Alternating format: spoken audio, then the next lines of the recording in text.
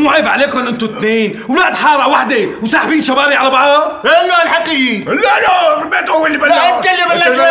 اسمع انت وياه شباب فضوها سيره يلا نشوف كل واحد على بيته. لك شو على بيته ما بيته؟ عم يتسلوا عم يتشاخدوا كانوا مبسوطين خير الله عليهم ما احلاهم ياكل بيجننوا. لك ليش هيك ضغط لي شواربي لحديبه ليش هيك؟ لك اي وقت الخناقه كنت ملتهي عم تطلع على الخناقه اخر ضربه اجت شواربك. شو دخلني بالخناقه ضربوا شواربي مشان الخناقه شو دخلني انا؟ عم سلموا إيه. بوشك على دكانك يلا نشوف. لا مو رايح على دكاتي بدي اروح على لعندي بدي اتعلم كان الحلاق بدي اصير حلاق.